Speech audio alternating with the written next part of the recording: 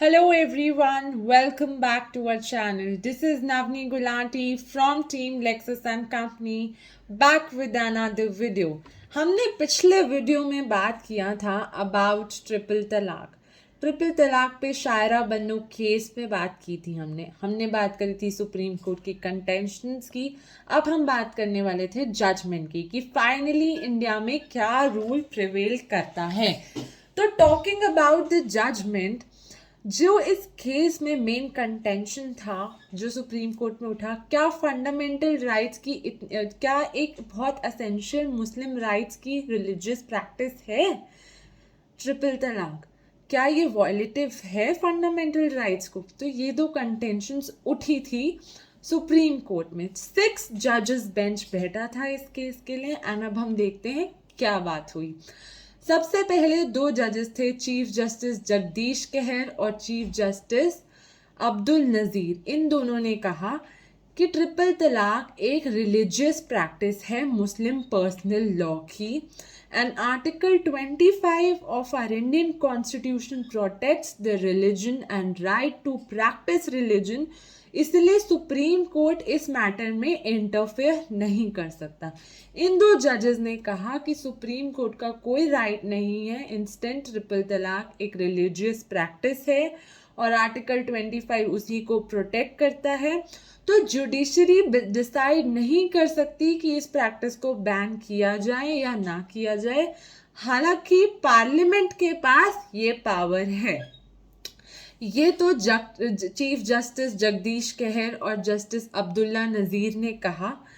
अब जो दूसरा जज का जो दूसरे 2 जजेस ने कहा वो था जस्टिस रोहिंगटन नारीमान और जस्टिस ललित। इन दोनों ने क्या कहा? इन दोनों ने कहा all religious personal laws must be in consistence with fundamental rights. Instant triple तलाक चैलेंज करता है आर्टिकल 14, 15, आर्टिकल 21, आर्टिकल 25, इन सब चीज़ों को ट्रिपल तलाक चैलेंज करता है। ये एक आर्बिट्रेरी प्रैक्टिस है, वुमेन्स के राइट को बहुत हाईली वायलेट करता है और आर्टिकल 14 इससे आर्बिट्रेरीनेस प्रमोट करता है। तो इसलिए इंस्टेंट ट्रिपल तलाक को बैन करना चाहिए, ये इन दोनों जजेस ने कहा। द लास्ट जज जस्टिस किरण जोसेफ, जस्टिस कुरैन जोसेफ ने क्या कहा? जस्टिस कुरैन जोसेफ ने कहा कि ये प्रैक्टिस एक अन इस्लामिक प्रैक्टिस है, ये एक असेंशियल प्रैक्टिस नहीं है इस्लाम की, ये एक असेंशियल प्रैक्टिस नहीं है, ये वॉयलेट करती है हमारे फंडामेंटल राइट्स को। तो 3 जजेस के पैनल में जो पहले 2 जजेस ने कहा था वो ये कहा था कि हमारे पास पावर नहीं है, पार्लियामेंट के पास पावर है इस मैटर को डिसाइड करने। दूसरे जजेस ने कहा था it is violative of our fundamental rights, it's challenge article 14, 15, 21, 25। इससे आर्बिट्रेरी क्लॉज एक ओरिजिनेट होता है, आर्टिकल 14 वॉयलेट होता है। और जो लास्ट जज ने कहा था वो कहा था कि एक अन इस्लामिक प्रैक्टिस है, ये एक असेंशियल प्रैक्टिस नहीं है इस्लाम की। तो by majority of decision instant triple talaq was said to be illegal, was deemed to be illegal, and it was asked by the center to make law on instant triple talaq. दिसंबर 2017 में लोकसभा में bill pass हो गया था instant triple तलाक से related, but वो राज्यसभा में पास नहीं हुआ था।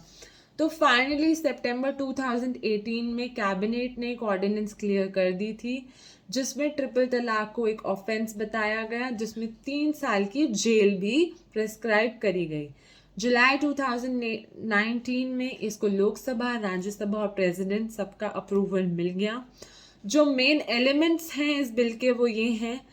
इस बिल का नाम है Muslim women protection of rights on marriage 2019।